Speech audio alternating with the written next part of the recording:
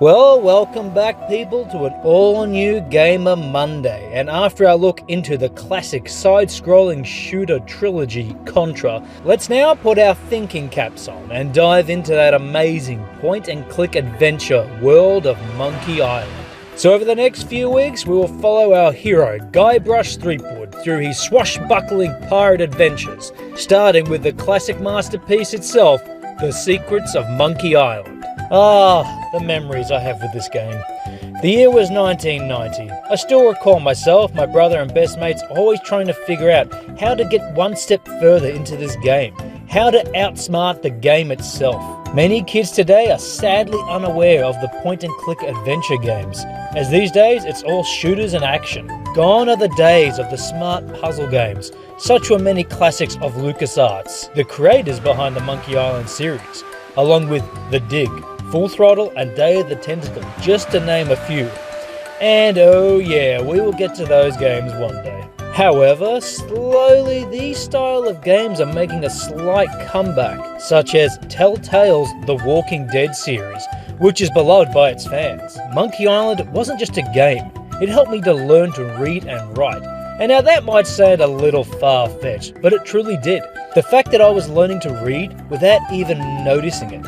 This is what made the game such an educational tool, with all the reading that needed to be done to succeed in this fun-loving adventure game. Our main hero was the skinny-paled, blonde-haired jokester himself, Guybrush.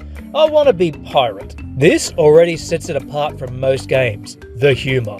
Guybrush breaks the fourth wall, much like Deadpool would in his comics and later on in his films. Because you see, Monkey Island, it wasn't just a strategy game. And hell, even I'll say it, it's one of the funniest games ever to be created. Tim Schafer being one of the main drives behind these games, along with Ron Gilbert. Monkey Island? Well, it wasn't the first point-and-click adventure game, but it did all but perfect it. All these styles of games could only hope to be half as good as that of Monkey Island was. All the characters in the game are very memorable. From our lead, Guybrush, to his love interest, Elaine, and of course, the evil ghost pirate LeChuck himself, just to name a few. The gameplay, it was challenging, throwing out bizarre and odd ways to get stuff done. You really had to put in a lot of effort to really get through this game. The puzzles were challenging, but with each step you'd get a little bit further. The music, to this day, is still one of the greatest soundtracks of any game. And I'm not just talking about for its time. Composed by Michael Land and Patrick Mundy, it really gives you that feeling of pirates of a foreign land. The plot itself, well, it was odd, but yet simple. Guybrush, a wannabe pirate, arrives on Melee Island, wanting so desperately to become a famous swashbuckler. He is then set out on task to prove he has what it takes, from sword fights using only insults, and stealing a valuable idol from the governor's mansion. Guybrush on his adventures meets several characters, including a local voodoo priestess, Stan the used boat salesman, Carla the great swords master, a prisoner named Otis, and Meat Hook, whose hands were replaced by, well, meat hooks. Yeah, it's that sort of humour. Bad humour, but done ever so right. Guybrush having to stop the wedding between LeChuck, his rival, and his true love Elaine. His quest would take him to the mysterious island of Monkey Island, where Guybrush would come face to face with a three-headed monkey and some rather odd cannibals. The game, as you can see, was remastered by LucasArts in 2009 to find a whole new fanbase, along with its sequel, LeChuck's Revenge. Both are remastered with love and care, and rightfully so, as Monkey Island deserves its respect. It also brought back the original actor of Guybrush Threepwood, Dominic Amato, who first played the role in Monkey Island 3.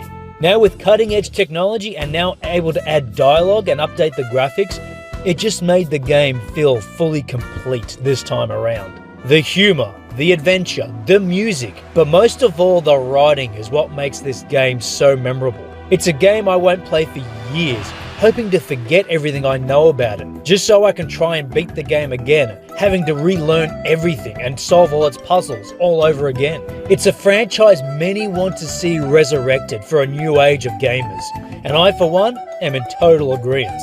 But with that said, only if Ron Gilbert and Tim Schafer are involved. And in recent days, Ron Gilbert has asked for Disney to sell him back the rights to the game he created. So much so, the support behind this, fans have already got an ongoing petition, with over 23,000 signatures in support of Ron Gilbert owning back the franchise he loves. So if you have the time, head over to this link and do sign the petition, because you know what? It's well worth it. So that's it, people, the secrets of Monkey Island. What is the secret, you say? Well, you have to play that to find out. Next time we jump into its sequel that steps up the game in Monkey Island 2, LeChuck's Revenge. If you've enjoyed this video and tripped down memory lane, be sure to give us a like and share to anyone who might be a fan of Monkey Island. This was Wayne, and I thank you for watching Gamer Mondays only on the Old Bastard News.